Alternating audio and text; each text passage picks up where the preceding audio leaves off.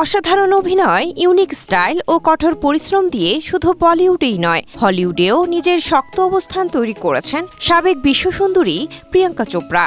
এবার অস্কারের মঞ্চ মাতাতে চলেছেন তিনি। 2026 সালের একাডেমি অ্যাওয়ার্ডসে উপস্থাপক হিসেবে মঞ্চ আলো করে দাঁড়াবেন দেশি গার্ল খ্যাত এই অভিনেত্রী। We're honored to present the award for Best Performance by a Male Actor. ক্যালিফোর্নিয়ার লস অ্যাঞ্জেলসে জমকালো এই অনুষ্ঠানটি অনুষ্ঠিত হতে যাচ্ছে। সেখানে হলিউডের অনেক বড় তারকার পাশেই দেখা যাবে বলিউডের এই তারকাকে। এবারের অস্কারের উপস্থাপকদের তালিকায় এই অভিনেত্রীর পাশাপাশি আরও নাম রয়েছে রবার্ট ডাউনি জুনিয়র ও গিনেথ প্যালট্রোর মতো কিংবদন্তিদের।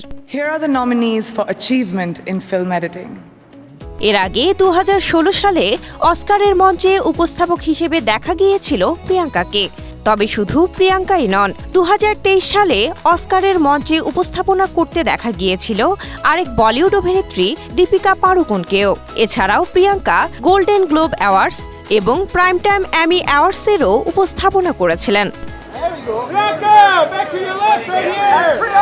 কৌতুক অভিনেতা কোনান ও ব্রায়েনের সার্বিক পরিচালনায় আয়োজিত বিনোদন জগতের অন্যতম আকর্ষণীয় অনুষ্ঠানটি লস অ্যাঞ্জেলসে ওভেশন হলিউডের ডলবি থিয়েটারে অনুষ্ঠিত হবে। অনুষ্ঠানটি 15 মার্চ এবিসিতে সরাসরি সম্প্রচারিত হবে।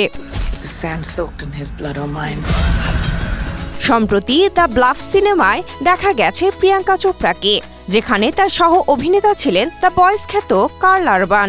অস্কারের মঞ্চে প্রিয়াঙ্কার এই সাফল্য কেবল তার ব্যক্তিগত নয়, বরং বিশ্ব চলচ্চিত্রে ভারতীয়দের ক্রমবর্ধমান দাপটের এক অনন্য নিদর্শন। খবরটি সোশ্যাল মিডিয়ায় ছড়াতেই শুভেচ্ছার বন্যায় ভাসছেন অভিনেত্রী।